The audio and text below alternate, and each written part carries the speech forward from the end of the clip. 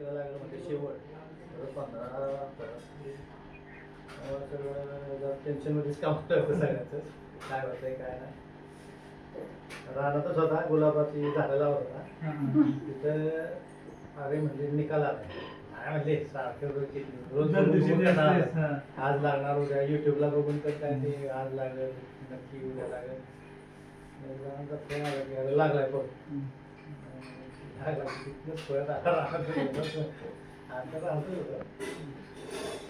आला का पहिला मला मिठी मारली.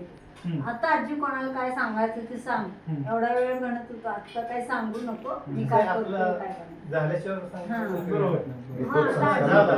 काय कळवायचं ते कळव. संस्कारची मम्मीशी माझा शब्द हाच होता, आता सध्या बोलू नका.